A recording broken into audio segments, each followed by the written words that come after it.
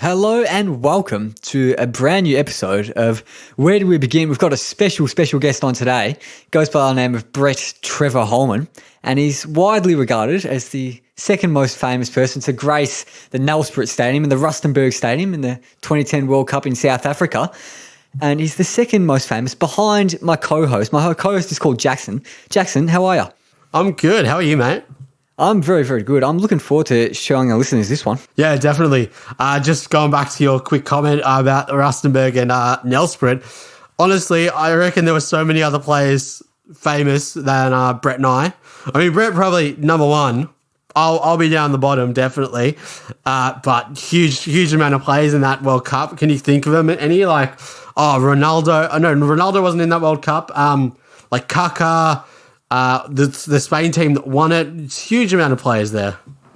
Yeah, exactly. And just in Australia's group, you had Germany and Ghana, two teams that did very well in the future. And Ghana did well in that World Cup, I think, as well. And Serbia's got some handy players. And that's just in Group D, Australia's group. And, of course, you've got all the other Australian players. But the Australian player we want to focus on is Brett Holman. So do you reckon we should just get straight into the interview? Yeah, let's do it. It's a cracker. Let's get into it.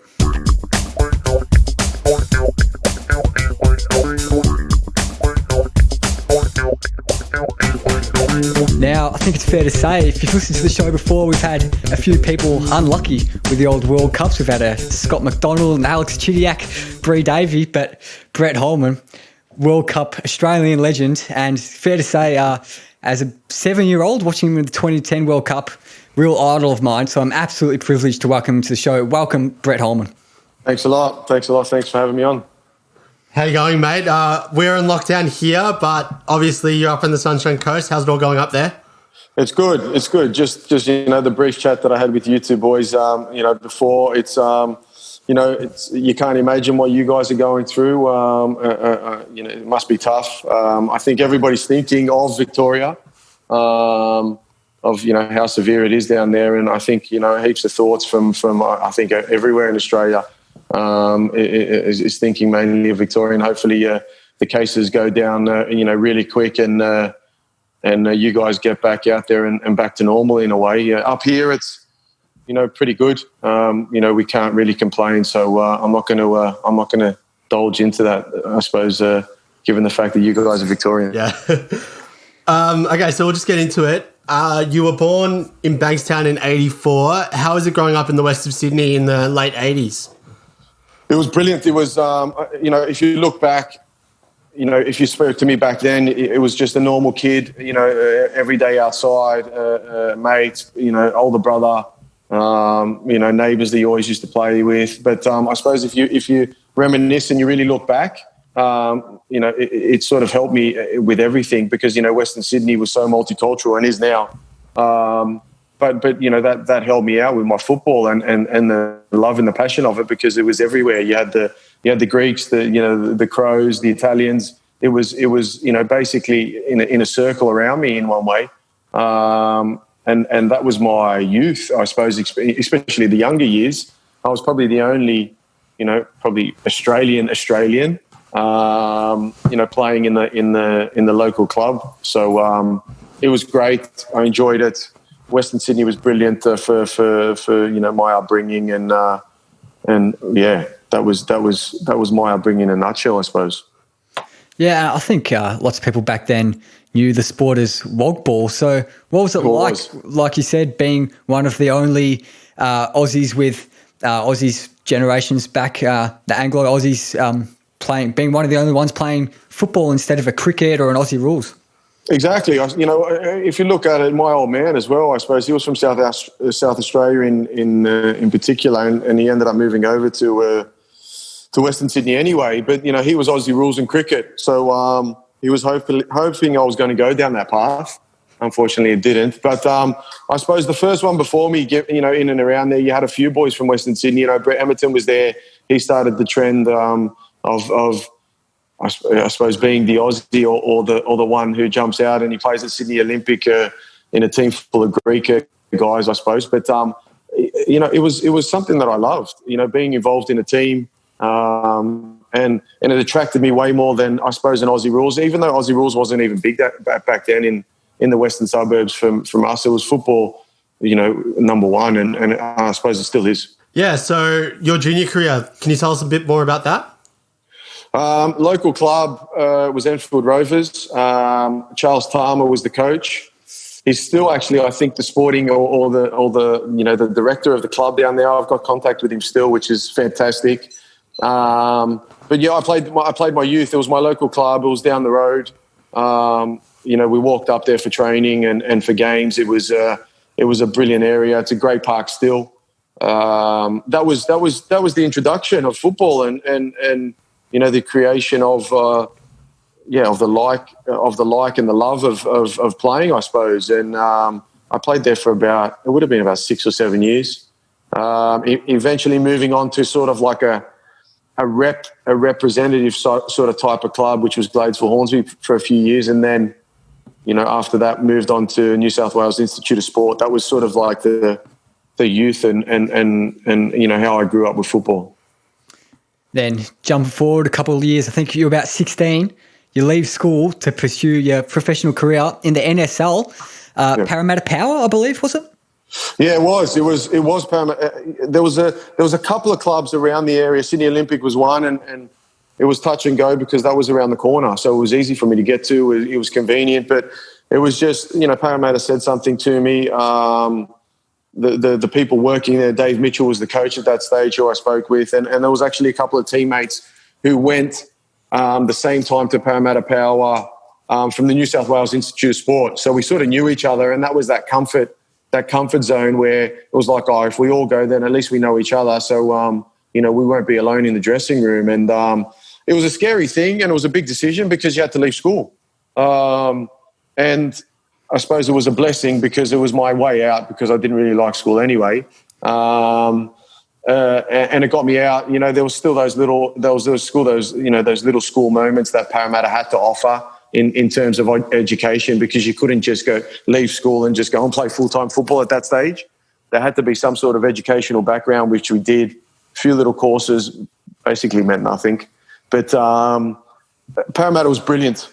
It got me into the world of full-time football and full-time sport, and it was a huge eye-opener. At that age, did you have a team in Australia or overseas that you were supporting big time? The players I supported more, I suppose. If you ask for the club that I've always supported, it's not where it's a love. It's probably just because it was my first jersey that I got off mum and dad, which was Tottenham, and that sort of stuck. But on the other hand, sort of my favourite player was Dennis Bergkamp, so it's London rivals. But I was probably more following the Aussie players, really. That's when that generation sort of came on the scene with Mark Viduka and Harry Kewell at Leeds and stuff like that. And that was sort of more the ambition, I suppose, or the goal. Those was the players I looked at. You looked at the bigger clubs, AC Milan and Juventus back in the day, because they were the bigger clubs and we saw them on SBS. But admiring Aussie players, I think that was my big thing, and to say that I suppose maybe you could relate, I suppose, in a way, to say these guys have come from certain areas in Australia, and I suppose I followed their pathway in a way. So after 13 games with the Parramatta Power, you signed for Feyenoord. How did that come about? It was pure out of luck, in a way, that Dave Mitchell, who when I first signed the Parramatta, and I didn't know he had the contacts in Holland, still had contacts in Holland because he played there. I didn't know that at that stage, and he ended up asking the technical director at Feyenoord. He invited him out on a holiday, I think, more than anything. Came and saw some trainings. And lucky enough, I was doing the right things and training hard and caught his eye, thankfully enough, where I got an invitation to do a 3-week training camp in Holland at Feyenoord, which sort of represented more like a mini tournament sort of type thing that I could just sort of ease into and play games. And that's what they like. They want to see games. They don't want to see trainings. They want to see how you are in game situations. I did really well. Came home and heard nothing. So I thought, it was 3 weeks. It was a great trip. I've never been to Europe. It was brilliant. And, I'm going to go back to Parramatta Power and kick on. And then all of a sudden we end up, getting this email through, saying the Feyenoord wanted me, 5-year contract.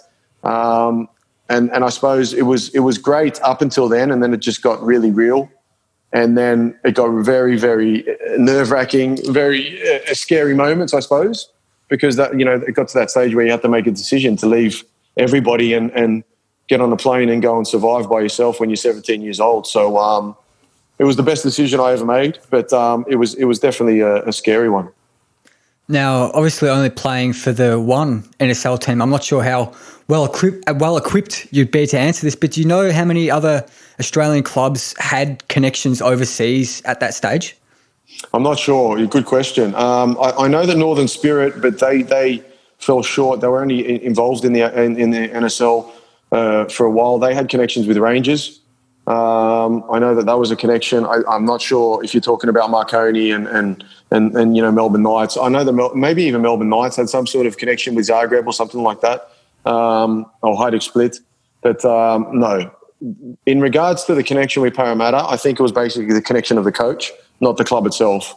Whereas I know that Northern Spirit itself had that affiliation as club to club. So you'd probably know more than me if you looked it up and stuff like that. But no, I don't know too much about it. So moving over to Holland in 2002, did it just go from 0 to 100 right there? Yeah, straight away. It was nothing prepares you for it.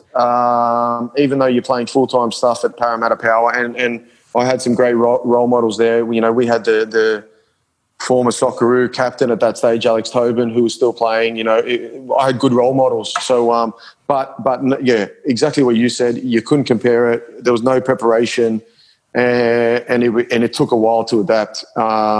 It was full on. And yeah, I suppose, that's what they're there for. That was European culture. It's football.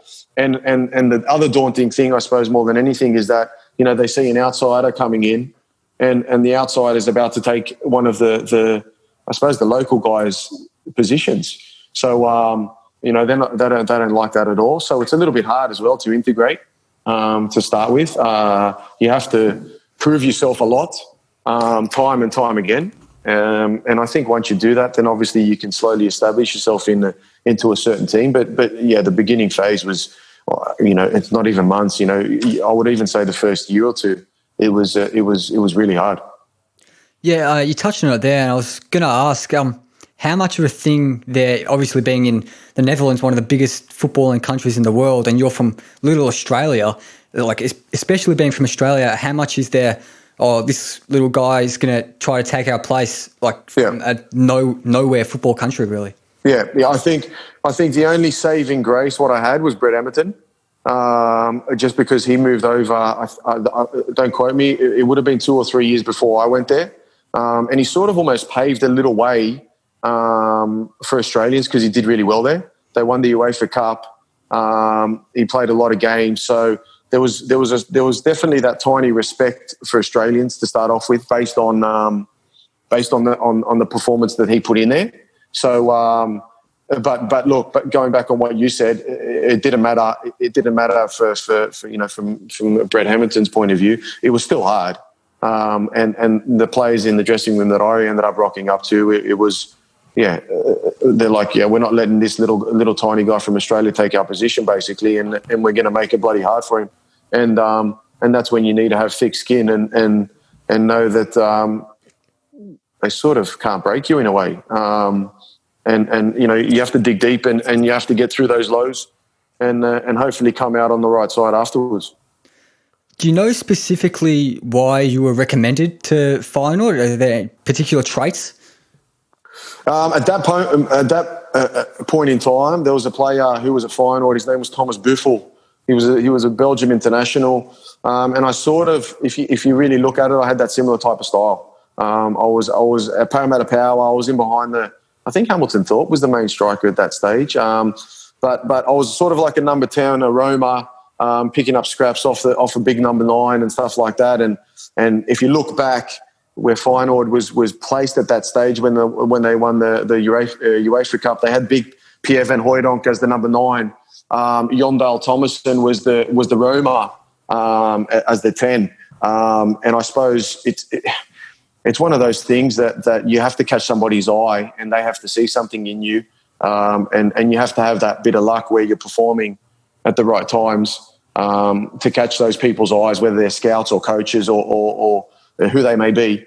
And I was lucky at that time to perform and do the right things, I suppose. So you were loaned out to Excelsior.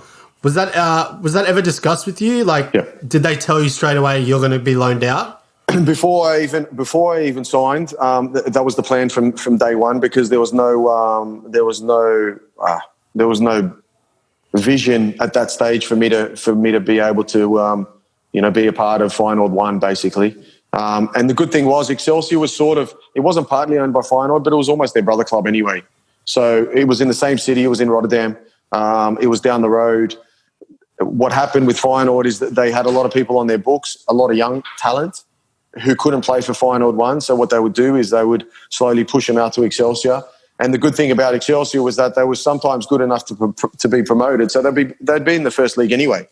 So my first year, I was actually in the first league competing against Feyenoord and PSV and Ajax and these sort of clubs. So it was the best first year anyway. Yeah. How often did Feyenoord touch base with you when you were out on loan there? Because you were there for 4 years, so it was kind of like you were there permanently, I guess. Yeah. The vision or the image that we had, or the chats and the meetings, the idea was to obviously to almost sort of follow Brett Edmonton's footsteps in a way, to be the next Aussie, because he ended up obviously going to Blackburn, but I was supposed to be the next one to come through. Unfortunately, that didn't happen, and that was down to me, I suppose, not having the performances enough to warrant, or to have done enough to be a part of Feyenoord 1 in a way. We definitely had correspondence. I used to train. I think the second or third year there would be days, Tuesdays, Thursdays, where we'd end up doing 2 sessions. One would be at Excelsior, the second would be in Feyenoord. So there would be times that you would get integrated, but it got to a stage where they thought and that basically I wasn't good enough for Feyenoord 1. So moving to Excelsior, who was a smaller team in the Netherlands at the time. Yeah. When you first played a big club like Ajax, how daunting was that to you? It was daunting. I suppose if you look through my whole career, I always loved the challenge. So it didn't really daunt me a lot. It sort of excited me more than anything. You're going out and I didn't know too much about the Dutch league, but you learnt really quick anyway, because these were big players. And, the first couple of years when you're talking about Feyenoord or PSV or Ajax, then you go back and you look at the names and you talk about Mido, Van der Vaart, Ibrahimovic, Snyder, Maxwell, big names in world football. And, they were the youth, I suppose, or they were just starting their careers as well. And it wasn't daunting. It was exciting, and it was a fantastic challenge. And I want to be challenged. That was why we were there. You needed to get better. You needed to learn. You needed to lose. And it was fantastic. And then you guys got promoted in your 4th season, I think, but you moved to NEC. So How did that whole thing come about? The first year we played in the first league, we got relegated, and then the next two years we really struggled, and I suppose that sort of put everything into perspective as to I'm not going to make it, basically to Feyenoord. Whereas the 4th year, I had a coach. His name was Mario Bain, and I knew him anyway from people that I knew sort of in and around the football scene. A young coach. He was at Feyenoord before, and he ended up taking the head coach at Excelsior, and I got along well with him. And I suppose he maybe felt he knew me, or he knew how to release me in a way. And it was the best season I had. I ended up becoming the top goal scorer at Excelsior. We got promoted. We got Player of the Year at the club. It was a great year. And it was fortunate enough that Mario Bain, that coach, ended up moving to NEC. And thankfully enough, he took me with him. So I suppose it was that. I suppose we're paying each other both ways in a way, because he was an upcoming coach. I was struggling at that moment because it was sort of it was sort of almost like ending or heading towards a dead end. And we sort of helped each other, and that's why I suppose I was lucky enough that he took me and we moved together.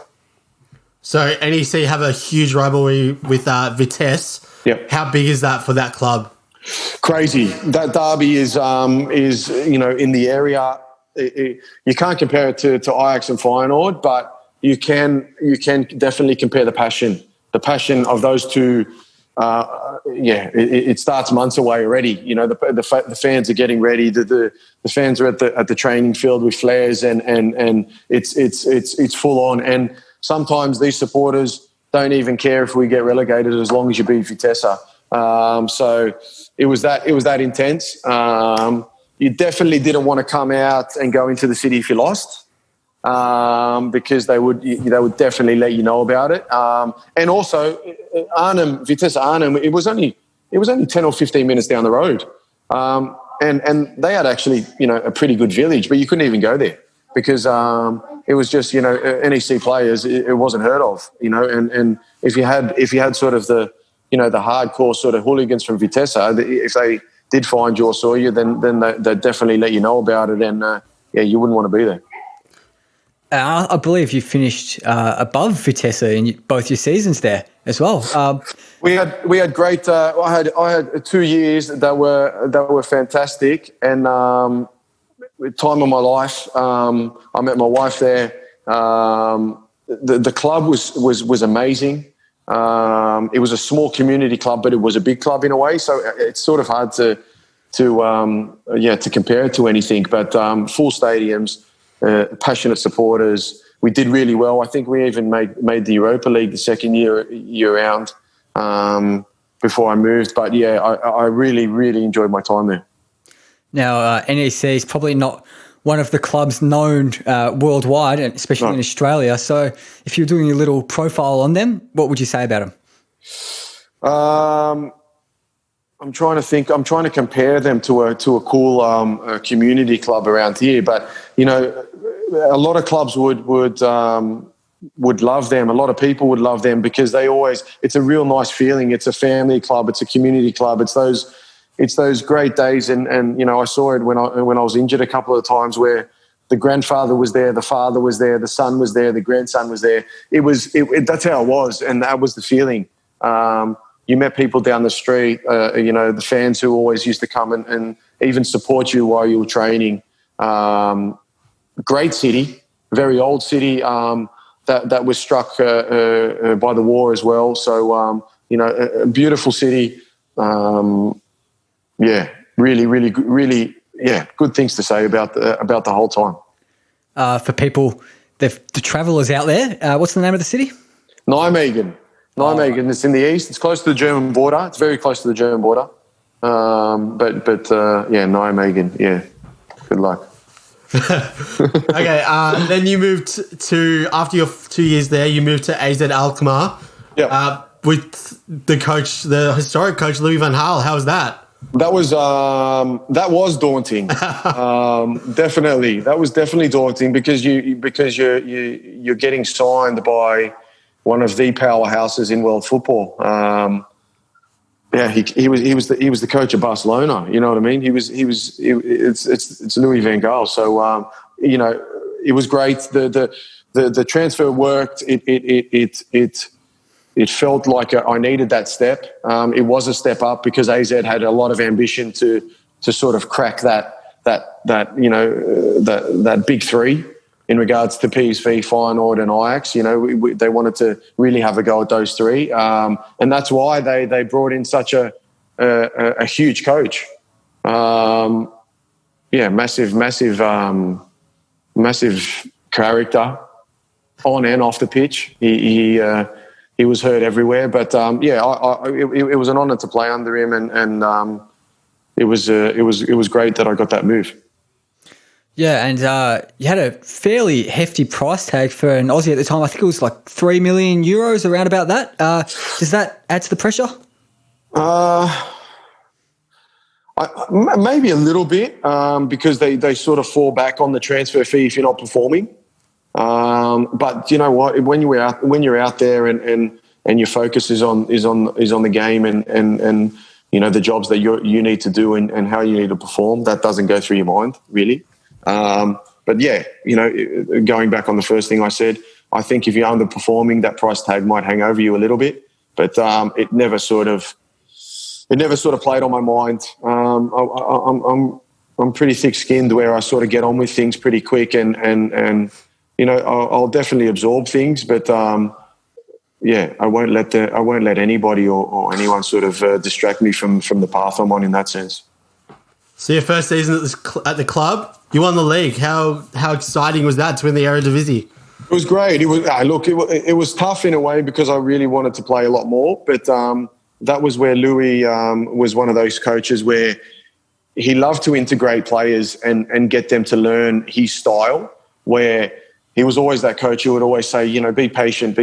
You're learning my style. You're learning how the team plays. And, you know, I did play a role. I scored goals, but, you know, I would have loved to have played a little bit more. But to win the Eredivisie and to break that trend of beating Ajax or PSV, it was probably one of the biggest things in Dutch football in that sort of, you know, last 20 or 30 years. Because, you know, to break that trend of the big spenders of those big three, it was almost impossible, and to do that, it was great.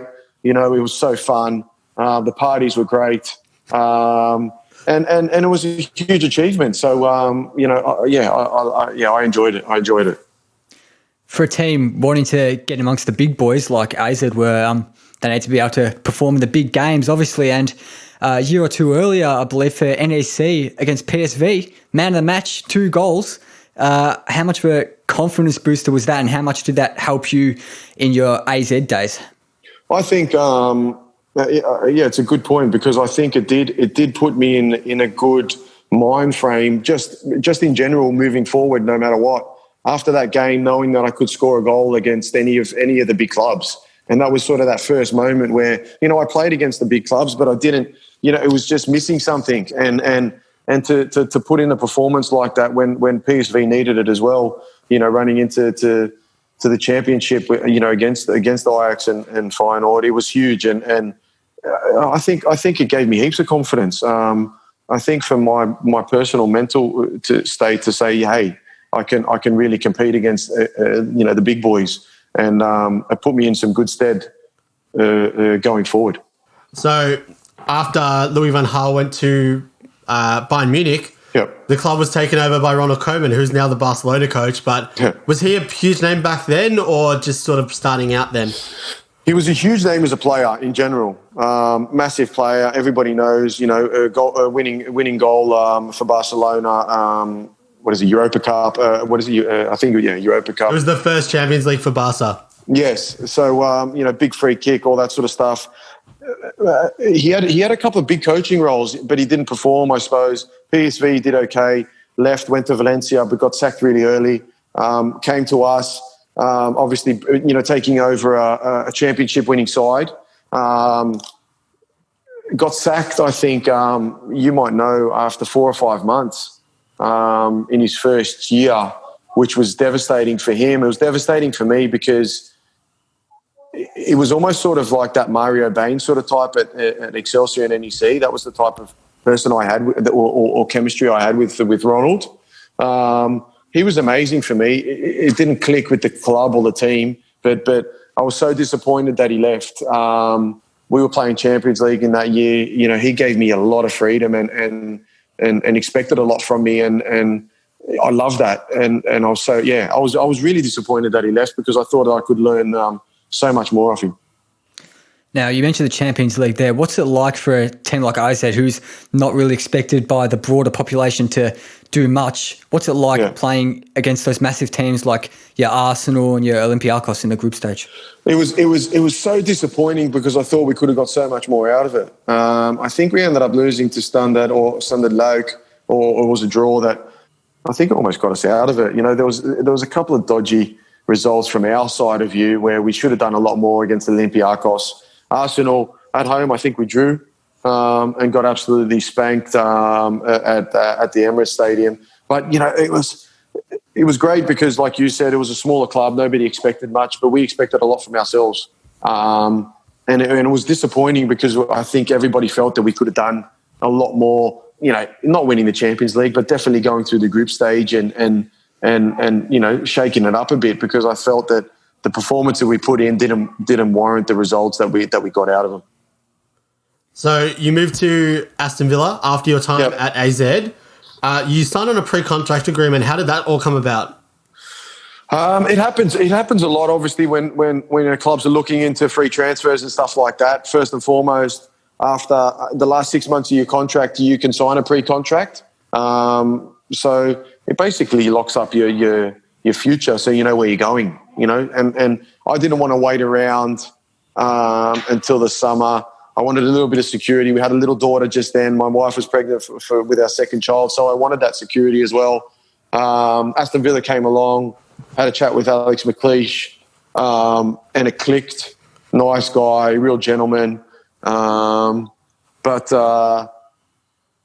was good. The pre-contract went okay, but it was the following medical after the season that went very sour, I suppose. Did AZ want to keep you, or were they just releasing you anyway? No. I received another offer to re-sign with AZ on a couple of occasions. Not even that year, the year before. I felt that I was there for 10 years in Holland, almost 11, and I spent 4 years at AZ. We played the Champions League. We won the Super Cup. We won the Championship. I felt I'd done enough in Holland. There was actually a bit of contact with Ajax and Feyenoord because they knew I was off contract. But I wanted to try and have a crack at the Premier League. And luckily enough, Aston Villa came up and it worked out. That I signed for them. So you did mention it there, the bright lights of the Premier League. Yeah. How was that moving into a league where some of the best players in the world are playing? It was a dream come true to start because it was a dream because you looked at Harry Kewell and Mark Viduka scoring a hat-trick for Leeds against Liverpool and Mark Schwarzer and these sort of guys. It was a dream. We saw these guys on Fox and I wanted to be there and eventually it happened. It didn't work out the way I wanted. It was a dream come true to play in the Premier League. But it just it was one of those things where it just didn't fit. NEC fitted, AZ fitted. It worked. It did its thing. Aston Villa was a fantastic experience that I'll never ever forget. But it just didn't. Me and Aston Villa didn't fit basically. Now the UK's obviously got lots of similar characteristics and traits about it to Australia. But how much of a culture shock was it going over there initially, or not at all? It was a bit of a culture shock, definitely, football-wise as well, but also exactly what you said, culture-wise. My wife was Dutch. We were going to the UK where it was definitely a little bit different. It was a lot more Sunday roasts and fish and chips and stuff like that. But look, it was different. It was definitely Birmingham. It was grey. It was grey and wet. 362 days of the year, So I think it was sunny the first day we got there and the last day we left, just to say goodbye, maybe. I think, but it was hard. It was hard. The football wasn't hard because I was excited, but it was a different culture in the football. Whereas the Dutch football style is you train the way you play, whereas the English sort of type of style is. As long as you're there on Saturday afternoon, it sort of really doesn't matter a little bit about how you train, as long as you sort of get through the week, as long as you're there for Saturday afternoon and you're firing. So that was a lot different. Yeah, tell us about the kind of Aston Villa weren't doing too well at that stage. Tell us what you reckon led to that. Oh, geez, if I knew that, I would have told them. Look, it was sort of a sinking ship in a way. You saw it after I left. It got worse and worse. They ended up getting relegated and stuff like that. Thank God, they've stayed in this year as well. They got out of jail, but it was sort of a sinking ship. I don't know why. They sold a lot of their good players. They couldn't bring in those high profile players that they used to have. That started it. Who knows? I can't really put my finger on it. Like, me personally, the coach Paul Lambert, after obviously Alex McLeish signed me and ended up getting the sack before I ended up moving because he got the sack the previous year. But Paul Lambert came in and didn't really take favour to me, whether that was a good thing or I didn't really, like his style, his way of formations and the way he presented himself as a coach. But, to say it was based on a coach, I don't think so. The players were the ones who were doing it on the pitch and it didn't work out. But I think it was just a really, really bad time for Aston Villa, and hopefully they've seen that bad thing. And maybe I think it was a good thing for them to realise that, okay, we've done some bad things, we've made some bad choices, let's get relegated and maybe start clean slate and, get promoted and do it again. So you only spent a little bit of time at Aston Villa, but do you hold a bit of, I guess, pride, and do you follow their results, even though you spent a little bit of time at that club? I felt, I still follow it. I still follow them. I've still got actually contact with a couple of the masseurs there who I really, really, came close with in a way. I don't think that's a good thing if I was on the massage table too much, but it's such a warm club. Good people who were involved. It was really nice, and I still follow them to this day. And like I said, I was stoked when they somehow got out of jail this year, and I'm so happy that the club is progressing and getting where they should belong, because the fans are fantastic. Now we'll talk about maybe why you left in a sec, but. You were there for a year. Obviously, did you know kind of very quickly that you're like, oh, geez, I'm just going to be out of here as soon as I can? Or was it like all of a sudden leaving? It was hard because Paul Lambert came in and it's really weird in the UK where, you guys would know, when a manager comes in, he sort of has that power to make the transfers happen. And obviously Paul Lambert came in. Alex McLeish, the former manager, was the one who signed me. So straight away, you're starting behind the eight ball because Paul Lambert wasn't the one who signed you. That's the difficult part to start with. The second thing was I thought I did really well in the beginning because I actually worked my ass off in pre-season to show him that I do belong here and I'm worthy of being here. Did really well. Started sort of the first half of the season, and I thought I did okay. And after that, it went pear-shaped. Second half of the season, I didn't really play. I don't think I didn't play anything. Had a pretty frank chat with Paul Lambert at the end of the season, and he said I wasn't in his plans. And I just said, look, I've still got 2 more years left, so I'm not going anywhere. I've got a family to feed, and I've got a contract. And Aston Villa gave me that contract, so I'm going to honour it. I sort of got the feeling that he was trying to push me out the door, sort of thing, in a way, to say, look, find the new club and because I'm not going to use you. So yeah, the writing was on the wall, and I wanted to play. I wanted to play football, so I sort of said, let's put the feelers out and see what happens. Now, the move to the UAE, was that like a kind of godfather offer you can't refuse kind of thing, with all the luxuries you could ever wish for, or what was the thinking behind it? Exactly. That it was a fantastic financial offer, and you know what? I was in Europe for 12 odd years. Who knows if I was ever going to get a financial offer maybe like that ever again? These things don't come around every day. So and it was something where I was like, okay, who cares? Let's go and try a completely crazy different adventure, and we'll go to the Middle East. So. And you know what? I had the greatest time there. It was a fantastic period of our lives. Was there any thinking about going back to Europe, or was it just like, I'm done with Europe now? It's just the Middle East or Australia. That's it. Not really. There was never doors closed ever. And I learned that along the way, that you should never close any doors wherever you are. There was always options open. There was always that possibility of going back or trying something completely different.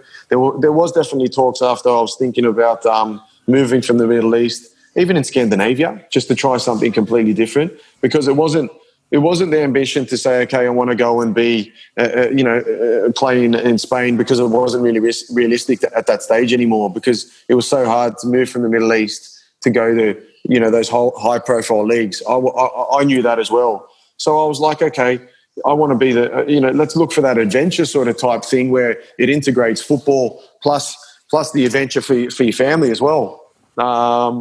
There was that talk of that. And I spent 3 years in the Middle East, and then, Brisbane Roar came along and that was it. But, those 3 years were also fun as well. Were there any other Aussie clubs asking for your services, or was it just the Brisbane Roar? I had chats with Tony Popovich at Western Sydney and Graham Arnold at Sydney FC, if I can recall, a little bit. I think I had quite a small chat with Kevin Muscat at Melbourne Victory, but that sort of, it was only one chat basically just to see where everything was at. Western Sydney were pretty close, obviously, from being from Western Sydney. So I wanted to hear them out as well. And Tony Popovich was doing great things. But, when I spoke to John and Craig Moore, who I obviously played with the Socceroos, it was an easy one. Brisbane Roar were great. And, I used to follow the A-League even, online and stuff like that. And you saw some footage of Suncorp and, with their finals footballs and how they'd get packed stadiums and stuff like that. It looked fun. It looked exciting. And John and Craig were the ones who sort of, basically got me over the line. Now, we've got so much to get through, and obviously we'll get to your international career in a sec, but tell us about the Middle East and UAE, the football culture over there, because lots of people just think it's a whole lot of like sand and money and oil and that's it. Like, tell us what it's really like. It is a lot of sand because you are in the middle of the desert, but no, it was a culture shock. It definitely was. You're talking about, it's a weird one because it's a Muslim, obviously it's a Muslim country, but it's different because you really have to, abide by their laws in a way. So it's a strange one because, you have to respect what they go through in a way and what their laws are, where it's, I suppose, a little bit different in Australia where people come in and almost do what they want. Do you know what I mean? So, over there, it's like you respect almost everything that they put out. Yes, you're allowed to come here and experience, the luxuries and the niceness and the big shopping malls and the nice flat beaches and stuff like that. But you had to respect their culture and sort of be on your toes a little bit in a way. But the locals were so friendly and helpful and warming to us being there. They helped us out with everything and the football was actually pretty fun. It was a surprising standard from my side. It was definitely hard to get used to because you always trained at night compared to mornings like I was always used to, especially because of the heat. So they will always wait till the sun goes down. That was hard at first because it was like, what do I do with my whole day? And then, the locals normally sleep during the day sometimes and then be ready for their training. Where I'll be up all day and then I'm like wrecked. I'm ready for bed and then I've got to start training. But there was different things that you had to adapt to. But they were all fun and exciting stuff. So we'll move on to your Socceroos career. You made your debut in 2006 when we'd already qualified for the World Cup, but playing with that golden generation, how was that? They were golden. It was I missed out on a few of the guys who retired in 2006, which was unfortunate because there was some, from what I gathered, only being in one or two camps before that, there was some fantastic personalities. But I was thankful that I got to experience and be a part of the core of that 2006 generation. Great personalities, great people, amazing guys, amazing athletes. Just eye opener to what you could achieve with hard work, and those guys definitely showed me that. Now, you debuted before the World Cup, I believe, but I think it's fair to say you weren't fully established. But was there a little thing in the back of your head just being I could make a World Cup here? There was, and I was gutted. I was gutted about it because I remember actually speaking to Graham Arnold, who was the assistant, and he said, you've just missed out because Goose, I think, went for Josh Kennedy at that stage. And I was like, if I was only a few feet taller, I might have got a chance. But no, look, it was always, I think any player who maybe got into that camp beforehand would have got that false sense of, oh, Jesus, I'm in with a shot here. It wasn't realistic. And my time was 2010, but it would have been amazing to have got on the back of that 2006 trip anyway, because they had such a ride. So we will move on to 2010. Obviously, it was a great tournament for you personally. Yeah. One that I attended. So anyone who's watching the stream, behind me, this background is probably one of your favourite stadiums, Nelspruit Stadium. Yeah. And I've got my 2 tickets here from the 2 games that you scored in. How was that huge World Cup, especially the first one in Africa? It was, it was big. It was huge. The vuvuzelas were still ringing when we got on the plane leaving South Africa. But look, it was disappointing because I felt that we could get, we could have done something more than 2006. I honestly felt that. A personal note, you couldn't. What more could you ask for? I should have scored against Germany. That's what I could have asked for. But then we could have maybe got through on goal difference. But no, look.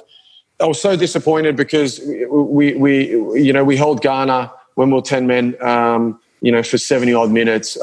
We beat Serbia, who was a really, really good side at that stage, and we just we sort of screwed up against Germany. And so disappointed because I really felt that we should have done more. We could have done more. Disappointed.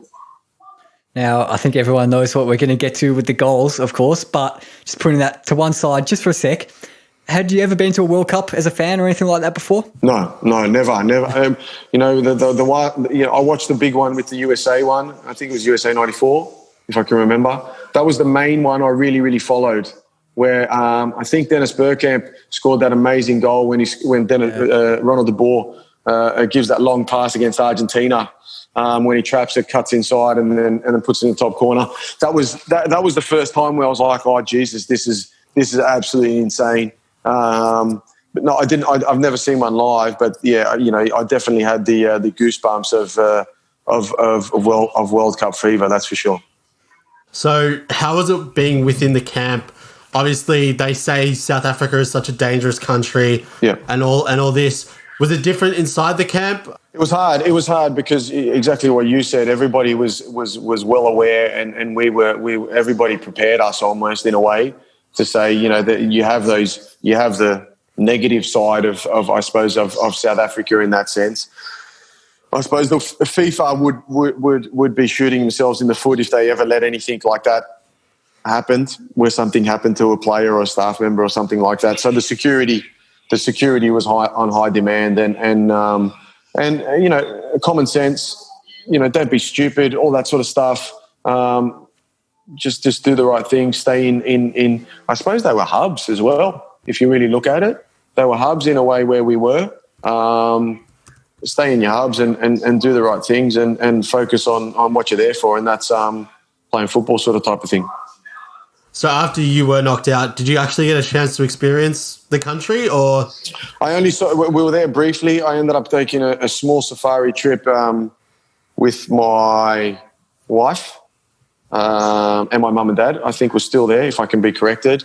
And then we did a small little tour around the old community from Nelson Mandela and stuff like that, where he grew up, his old house, which was. Yeah, that was definitely an eye opener to see how he was raised and in what circumstances. But it was. I didn't see a lot because it was sort of knockout.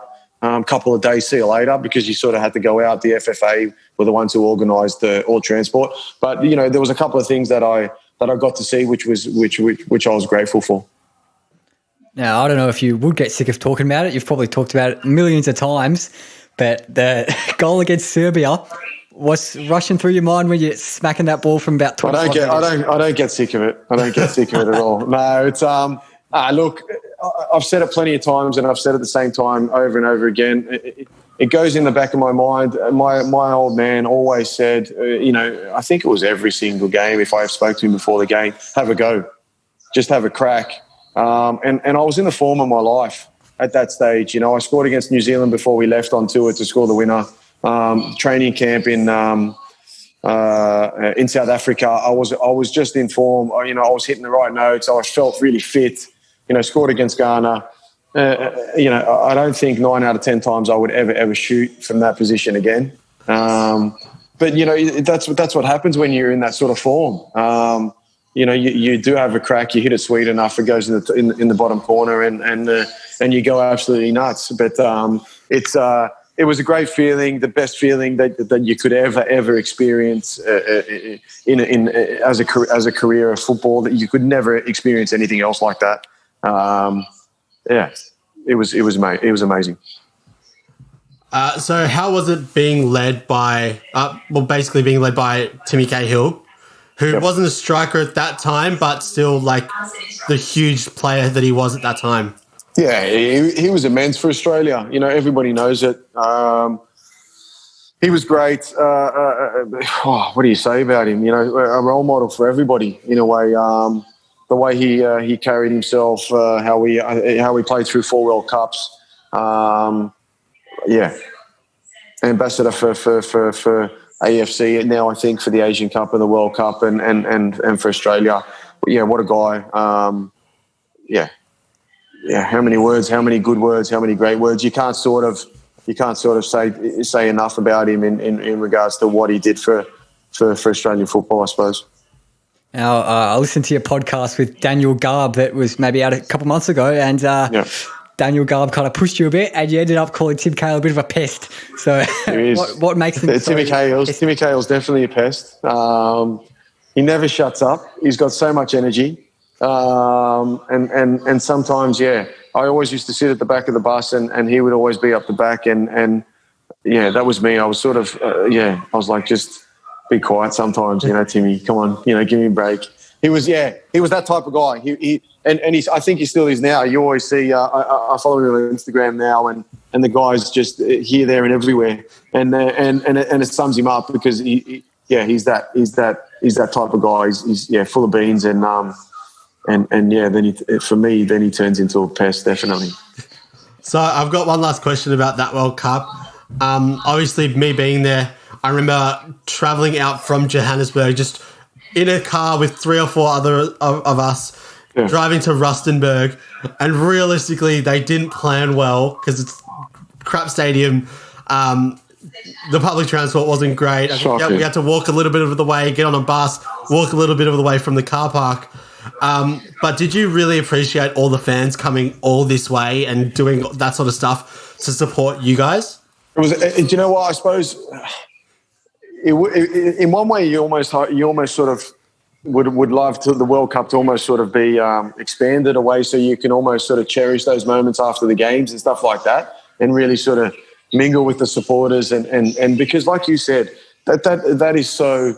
And not only South Africa, we've played in countries like Uzbekistan and Jordan, and all of a sudden you see Aussie supporters with flags and stuff like that. It's like, and that's how great that feeling that Australians have, I suppose, with each other, no matter where we are, and to have that support. You're looking up when I scored the Ghana goal, you go away and you run away and you see that just green and gold, and that's what you're there for. For those people who travel around the world to come and see a World Cup and spend all their hard-earned money and to go to games. It's like, they're here to support you. Let's give them something to cheer about in a way as well. And I think sometimes supporters don't maybe feel that because it's very maybe closed off sometimes too much, because it's sort of in and out, bus in, bus out, that sort of type of stuff, and you don't have that interaction. And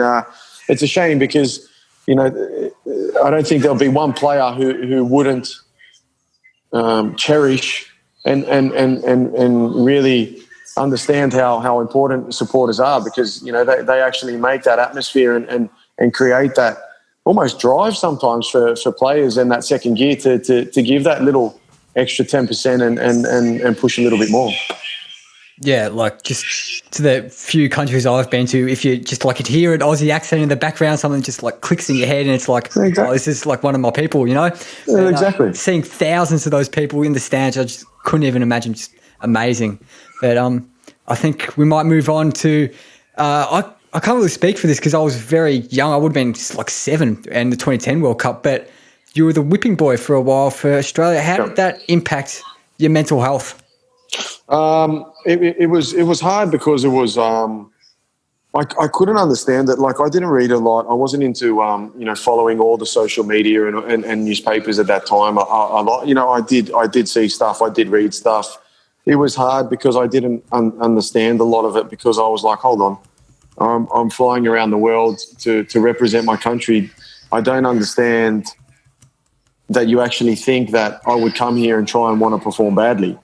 I don't get it. I didn't understand it. That frustrated me the most. The thing that angered me the most was that it sort of got personal towards my family and stuff like that, and that's where it hurt a little bit. And I suppose it goes back to maybe moving overseas at such a young age, and going through those hard times and creating that thick skin and getting mentally stronger. That it sort of prepared me in a way as to what was going on at that time, because it wasn't nice. It was pretty nasty. It was almost a manhunt, but I had fantastic support around me. I had an amazing coach who's just recently passed away, in Pim van Beek, who always protected me and almost sort of stood in front of me as almost a bulletproof vest in a way. I had a wife who always gave me that little extra boost to say, you've got the confidence from everybody. Go out and do what you have to do, because you can do it. Mum and Dad were always there, so I had a great support system, helping me out. So I was in a good way, even though those things were said. Yeah, if it's any consolation, that World Cup goal, my first World Cup memory, actually, as a little 7-year-old kid, and absolute idol of mine, mate. So you got that. If you ever need to fall back on something, you've got that. It was exactly right. We'll move on maybe to the next World Cup, which you obviously didn't play in because you retired before it. Yeah. Talk to us about the retirement. I played all the qualifiers, I think. Holger unfortunately got the sack because we got absolutely smashed against Brazil and France. Friendlies that were planned, which were, I think, in a way good, but in a way stupid as well for Holger, I suppose. We qualified, so I don't think we needed to play them at that stage. Ange Postecoglou came in, everybody knew that. And it didn't click, basically. I suppose he had different opinions. I felt that, I wasn't needed, maybe. We didn't have a chat about it, but that was the feeling that I got. So I sort of took it upon myself to say, look, I represented my country in so many games, and I gave my all, and I travelled, everywhere around the globe to represent my country, and I've given my all, and I think enough's enough. I made the decision pretty quick. But I had zero regrets, so maybe it was the right time, because I didn't have any regrets whatsoever. So I have a little question. So obviously, anyone who plays soccer, you might have a big thing about your number. So I have my favorite number is 14, mainly because of Thierry Henry, and it is my birthday as well. Yeah. And obviously, you were Australia's number 14. Did you have a real connection with the number 14? Yeah. After I got there, and you talk, exactly what you said, Thierry Henry. I always look at Johan Cruyff. Not that I was at that caliber, but it was my. If it sounds really selfish, but it was sort of my Aussie jersey in a way, you know. And even if I see some of the players running around in it now, it's almost like you're like, hey, you got my jersey on. But it was, you know what I mean? It was. I held it. I had it. I wore it for so many years, and I can exactly what you said. It's sort of it got branded on me in a way as well. It was my number, so nobody's taken it from me in a way, that sense. Not at all, but no, it was something special to me, definitely. The only time I sort of took it from you was when I made a character on the World Cup games. It's all right. Me and you linked up. I was in the number 14. You would have been in the number 24, but... That's fine. That's fine. One more thing on the 2014 World Cup I've got. So I think lots of people had the view that Australia, we put up a good fight, but we're going to be so much better in the long term because of Ange's tactics, all like that. It's master plan. And I think it's fair to say Ange obviously didn't make the next World Cup, so that didn't really go the way everyone wanted it. Yeah. Do you reckon if they had someone like you or someone a bit more experienced, even more experienced than you, like a Lucas Neal or a Schwarzer, do you reckon you would have been even better in that 2014 World Cup, maybe got to the knockouts? Oh, tough question. I think, maybe hypothetically, yes. I think if you look at it, you know, the Aussie team that was put out by Ange definitely did Australia proud, and they put up a great fight. But I honestly, if you look at it, and you could say we were unlucky in certain areas and this and that, but you know, bottom line was at that moment we came up short against really, really good sides. And you can just do that. You can put your hand up and say, hey, we put everything into these games, but it just wasn't enough. To say we've got Mark Schwarzer or Lucas Neal who can maybe steady the boat after we score against Holland and you know, they don't come straight back down the other end and score. Maybe, yes, that could have helped. These hypotheticals, too many hypotheticals. It was a shame that Lucas Neal didn't go because I know that he really wanted to go to that one. But yeah. Who knows? That's a great discussion for anybody. Yeah. Now you ended up retiring altogether after a bit of a bad injury run at Brisbane. I think it was your knee, was it? Yep. It just didn't. It didn't go. It didn't go anymore. Do you think the A-League, obviously, it hasn't got all the amazing staff like you maybe have in the Premier League or even the Eredivisie? Do you reckon if you had like a Aston Villa physio or something, you might even still be playing? No. I think my knee injury was definitely a one-off in one of the games, or was my last game against Perth Glory. I ended up hyperextending my knee, which created a big problem in my left knee. I ended up after that, the only procedure at that moment that was, I suppose, the procedure to get me back was a microfracture, and unfortunately that never worked. So I had to retire. To say no, to fall back on staff or physios and stuff like that, not at all. The facilities that we had were great. The physios were very helpful in my rehab to even try and get me back. It just unfortunately it just wasn't meant to be. So now after retirement, you're obviously wearing the shirt. So tell us about your academy that you run. Yeah, I'm wearing it now. I just finished coaching. It's going great. I'm learning by the day. The kids are. Yeah, you'll have to ask the kids. I think the kids are enjoying it. But you know, the numbers are growing. It's been the first year. I'm excited. I get excited, and it's good because I learn things along the way, and I slowly pick up things of maybe some things that I forgot back in the day, and they come to mind now because you're thinking a lot more of the coaching side of things, and not only worrying about yourself as a player. So it's going great guns. We're about to do a holiday clinic up here that I'm organising, and that's full on. Jack Hingett's going to be involved, a Brisbane Roar player as well.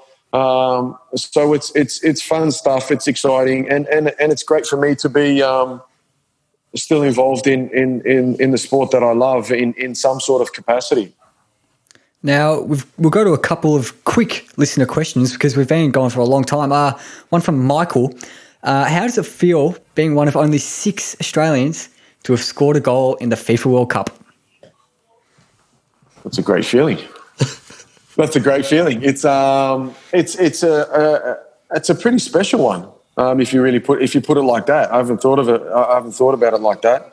To say that, yeah, exactly right. There's only been 6 goal scorers in a World Cup, and I'm one of them. So I'm in a pretty cool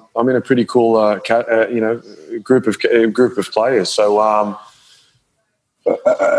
an honour, I suppose, and a proud achievement, I suppose you could put it into. The last one from Arnold. Do you have any regrets in your career? There's probably one regret would be the Aston Villa period to go to Dubai. I didn't regret going to Dubai, but I would have loved to have had another crack at another club in the Premier League. I would never have changed leaving to Dubai because Dubai was a fantastic period in my life. It was just, I don't know. I would have loved to have had a club that maybe fitted me a bit more and had another crack at it somehow.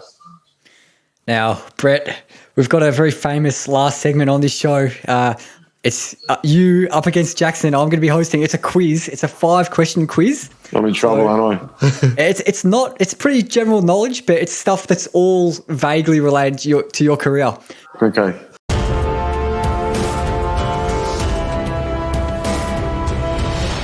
So your name's your buzzer, and we'll get started on the first question, which is question 1. Okay. So obviously you're a boy from Bankstown, and another fellow Bankstown boy he grew up in Bankstown, Paul Keating. He was the 24th Prime Minister of Australia. Name 1 year in which he was in office as PM. Just one of the years he held the title of Prime Minister. Brett, go for it. 1994. 1994 is correct. You're pretty bang in the middle there. Brilliant. It's 1991 to 1996. So 1-0 Brett. Good start. Oh, okay. mate, that was a bit much. I wasn't even born then. Now, Jackson's been in a hot streak, so I've got to try to get our guests to get a bit of a win. Okay, question 2. Obviously, famous number 14, as we mentioned before. Now, the Piano Sonata number 14 is one of the most famous piano sonatas composed by Ludwig van Beethoven.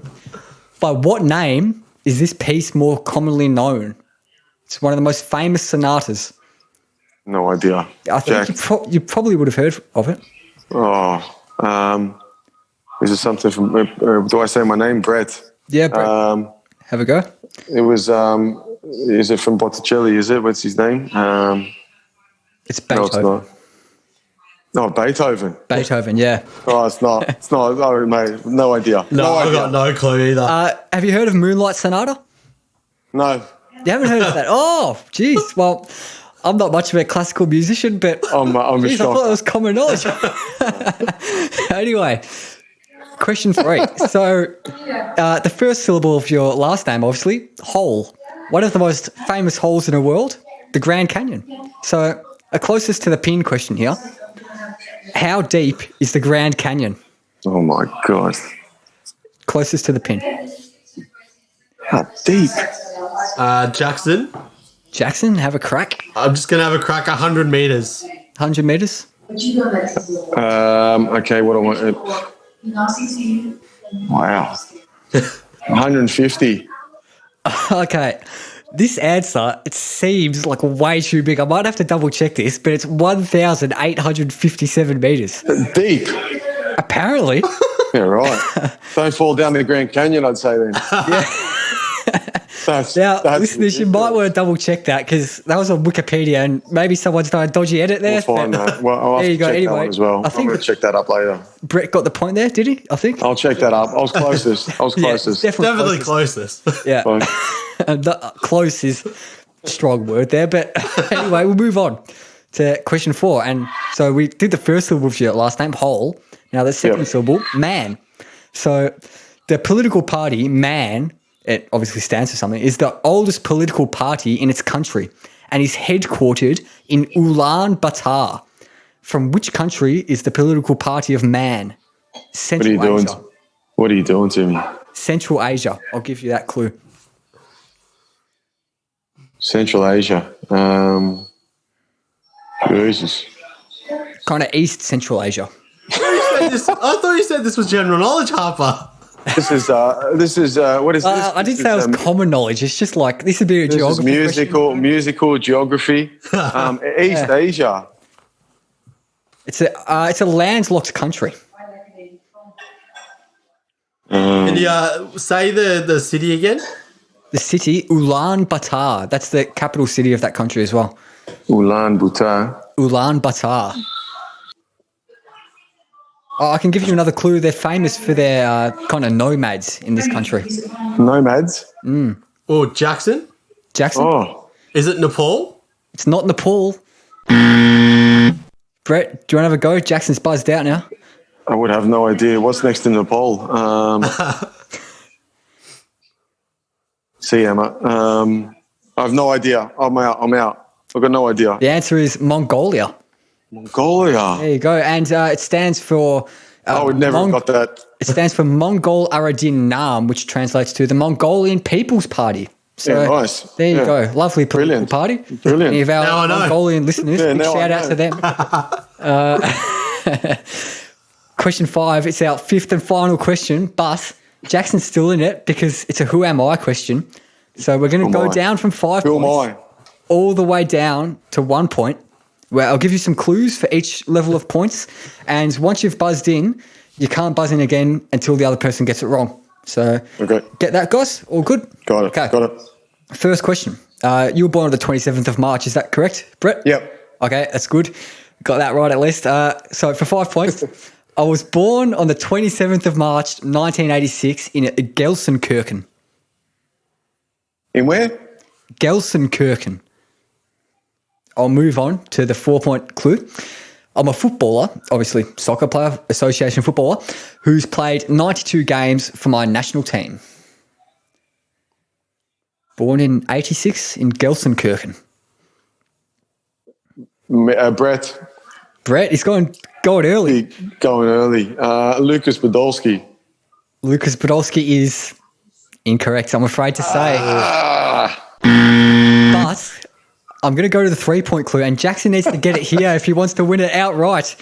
But if he gets to the 2-point, we might go to a tiebreaker. So for 3 points, I've won my domestic league 8 times and the Champions League twice. Oh, Jackson. Jackson. Manuel Neuer. Manuel Neuer is... Correct. Great one. That's a comeback for the ages. Comeback from 2-0 down. Graceful. I was just trying to think of Schalke players. Yeah, I know. And then you said the league titles. Yeah. There you go. And for 2 points for the listeners, despite playing over 400 club games, I've never played for a foreign team nor scored a career goal. And for 1 point, my unique style of play helped my teammates press deep into their opponent's half, a crucial tactic in my national team's 2014 World Cup win. Jackson, who was it? Who am I? It was Manuel Neuer. And he's taking out the win. Thank you, Brett. I'm disappointed.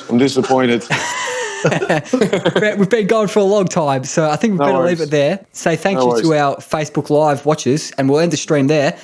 Thanks very much, guys, for tuning in, and see you, Brett. Thanks a lot.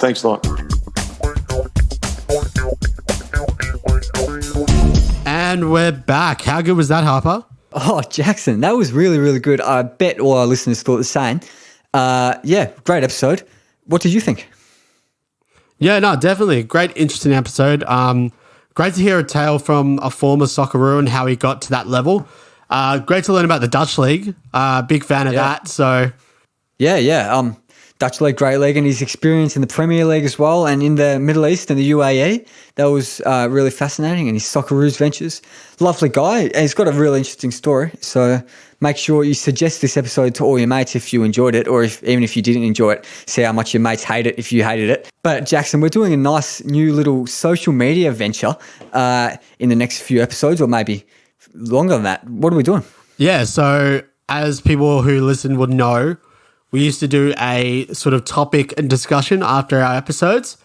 We just thought a little bit too long for the actual episodes. So what we're going to do, we're going to record it on Zoom or wherever we are and put it up on our Facebooks and our social media. Where can we find those, Harper? Yeah, you can find our Facebook at facebook.com/WDWB pod. That is WDWB pod, or just look us up, Where Do We Begin? And our Instagram is WDWB pod. We're not going to post it on our Twitter, but if you want to check out our Twitter, it's WDWB pod as well.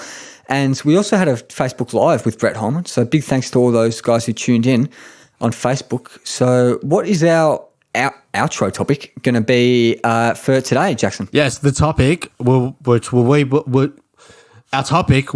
on the Facebook in the coming days after this episode will be iconic Socceroos moments. Obviously, Brett Holman being part of a few of them. We'll have a discussion, and anyone in the comments there can let us know what their favourite are.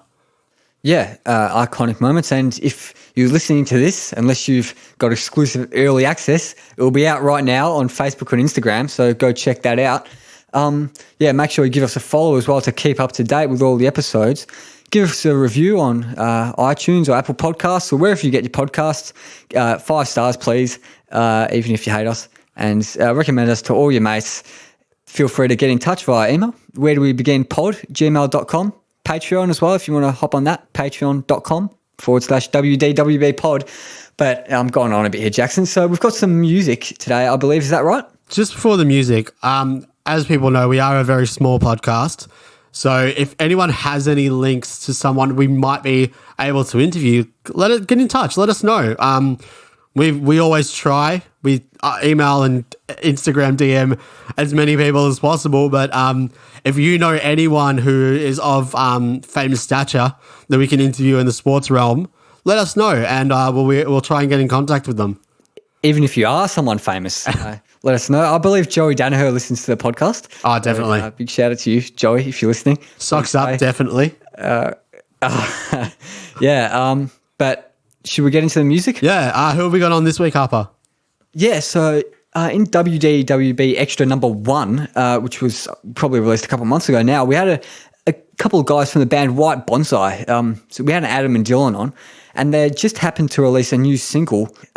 It's called Towards the Sun, and the singing's got a real kind of mellow tone, but it's a pretty rocky track. So it's a single that I bet they're very proud of making. And Jackson, have you had a listen to it? Yeah, no, definitely. I've had a listen to it. It sounds pretty great. Congratulations to the guys for releasing this one. They did mention it on the Extra pod, so it's really good to see it come to fruition. Yeah, we'll get straight into it, I guess. So thank you very much for listening. Make sure you leave us a review, give us a shout out. So here is White Bonsai with Towards the Sun.